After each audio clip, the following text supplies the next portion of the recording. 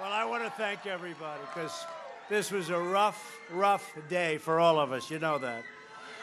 And I have to start by saying, hello, Illinois. Special place, special people, great people.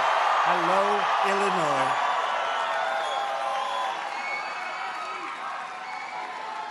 And I'll tell you what, with this crowd, Mike Bost is going to win big. He has to win big. He has to win big. But it's great to be back in the heartland with thousands of hardworking American patriots as we work to re-elect a great man. And actually, to be honest, we have 3 great congressmen here with us today. And we're going to get every one of them in office. And I want to just thank you. But I do specifically, he's been so great on steel and getting your jobs back. I felt I owed it to a congressman to come up today, Mike Bost. Thank you. He's been fighting for you and very hard. Before going any further, I want to address the horrible shooting that took place earlier today. The hearts of all Americans are filled with grief following the monstrous killing of Jewish Americans at the Tree of Life synagogue in Pittsburgh, Pennsylvania. You've all seen it. You've been watching it. It's horrible. The suspect is in custody. The federal authorities are on the scene and leading an aggressive federal investigation. State and local law enforcement has been incredible. This evil anti-Semitic attack is an assault on all of us. It's an assault on humanity. It will require all of us working together to extract the hateful poison of anti-Semitism from our world. This was an anti-Semitic attack at its worst. The scourge of anti-Semitism cannot be ignored, cannot be tolerated, and it cannot be allowed to continue. We can't allow it to continue. It must be confronted and condemned everywhere it rears its very ugly head. We must stand with our Jewish brothers and sisters to defeat anti-Semitism and vanquish the forces of hate. That's what it is. Through the centuries, the Jews have endured terrible persecution, and you know that. We've all read it, we've studied it. They've gone through a lot. And those seeking their destruction, we will seek their destruction.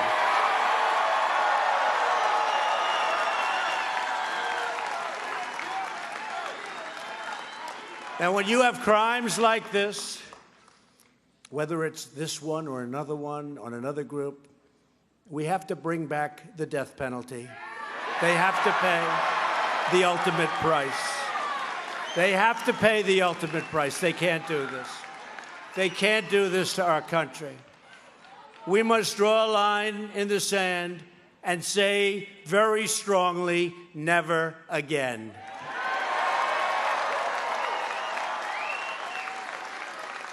Tonight, everyone in this arena and every citizen across the land sends our prayers to the victims and their families. And we all do. We also send our gratitude to the law enforcement officers who were incredible and who risked their lives and sustained very, very serious injuries during this horrible attack. We salute the heroes of American law enforcement. We always do. We always do.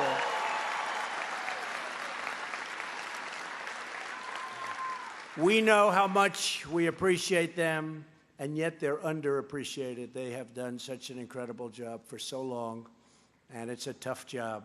We see it now. We see it now maybe like we've never seen it before. And this is the time to renew the bonds of love and loyalty that hold us all together as Americans. These bonds have always sustained our nation in its hour of need. You know that. Everybody here knows that. and they are always more powerful than the forces of hatred and division, anger and evil. In America, we love our families, we love our neighbors, and we protect our community. We trust in God.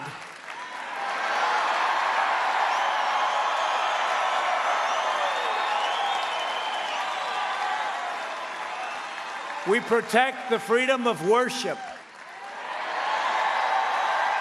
And we believe in the power of prayer. We defend our Constitution. We defend our heritage. And we rally around our great American flag like nobody does.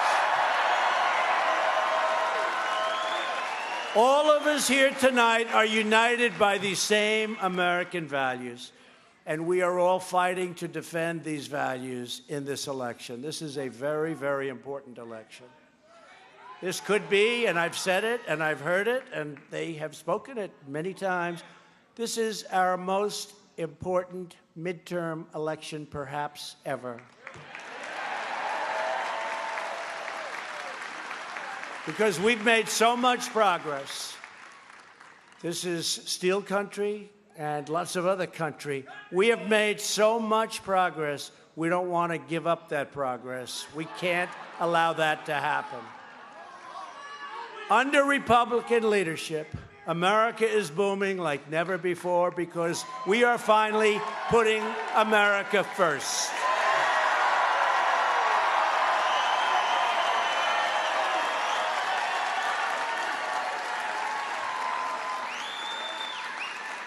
And because we put America first, I had a big decision to make. I just spoke to the future farmers of America in Indianapolis. And with what happened early today, that horrible, horrible attack in Pittsburgh, I was saying maybe I should cancel both this and that. And then I said to myself, I remember Dick Grasso, a friend of mine, great guy. He headed up the New York Stock Exchange on September 11th, and the New York Stock Exchange was open the following day. He said, and what they had to do to open it, you wouldn't believe. We won't even talk to you about it. But he got that exchange open. We can't make these sick, demented, evil people important. And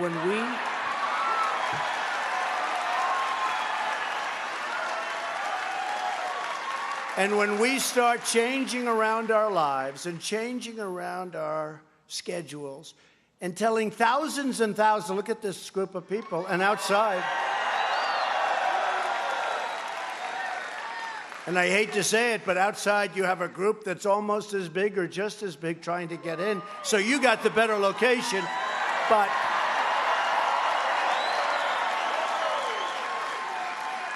they have a better movie screen, okay? And they're great. I see them right there, a lot of people and great people. But we can't allow people like this to become important. And when we change all of our lives in order to accommodate them, it's not acceptable. So I thought of it for a little while, and the press said, are you going to cancel these two events? And frankly, the future farmers, I could have done that one.